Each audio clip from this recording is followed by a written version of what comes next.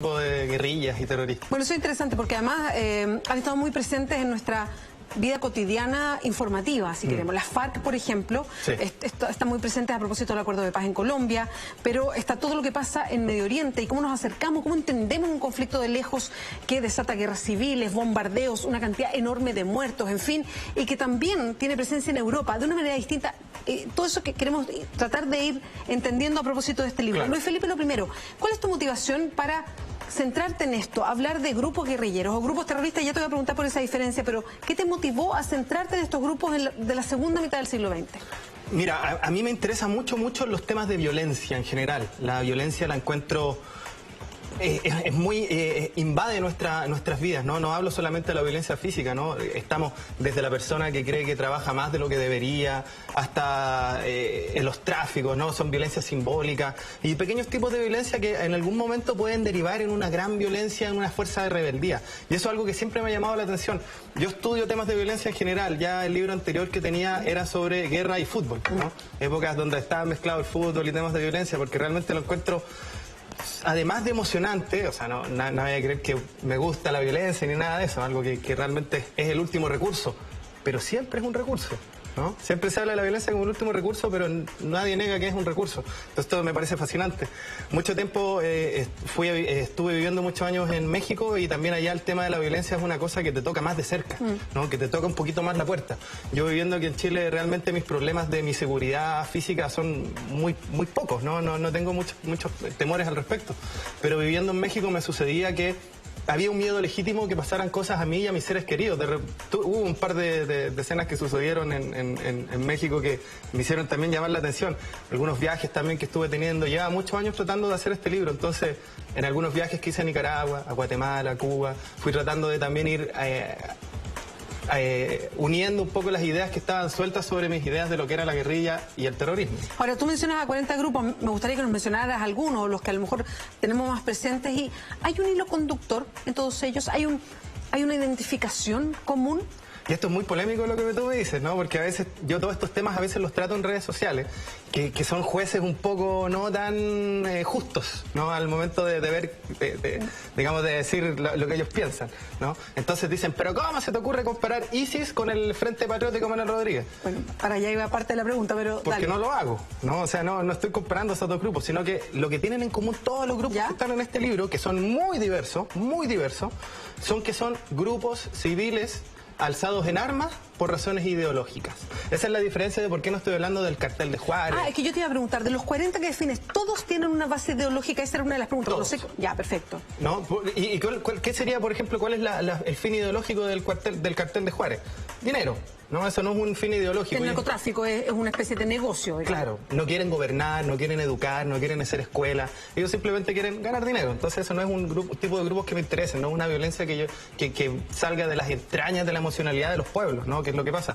Entonces, en ese sentido, el Frente Patriótico es un grupo alzado en armas por una razón ideológica, tanto como el ISIS lo es, como el Ku Klux Klan lo es en Estados Unidos, y los grupos que luchan en contra del Ku Klux Klan, que luchan en contra del ISIS y los que estuvieron en contra del Frente Patriótico también lo son, ¿no? Los paramilitares, que se llaman, los contrarrevolucionarios, ¿no?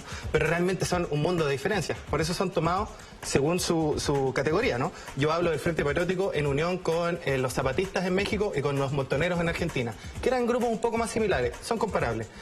Diferente es el caso de los grupos marxistas más violentos, ¿no? Como Sendero Luminoso, el MRTA en Perú, que eran realmente una violencia incomparable con el Frente Patriótico. También hablo de los separatismos europeos, encarnados en ETA y en el IRA, ¿no? Ahí se puede entender uno bien. Si vamos a hablar del problema del Medio Oriente, por separado tomo en cuenta el conflicto palestino-israelí, viendo a Hamas y al Frente Popular por la Liberación de Palestina, y por supuesto, que también es algo que la gente me dice, seguro que no hablas de Israel, por supuesto que hablo de los papeles del Mossad en todo esto, y de las guerrillas que existían en Israel antes de que empezara el Estado mismo, ¿no? Que también son grandes. Entonces, son muchos grupos distintos, pero los tomo en su distinción. Entiendo. No es aquí ponerlos a todos en el mismo saco, sino más bien hay un hilo conductor, tú lo mencionas recién, pero los vas ubicando. Ahora, hay dos conceptos que se van repitiendo, están puestos incluso en la tapa del libro. Terrorismo y guerrilla. Uno lo lee de manera distinta.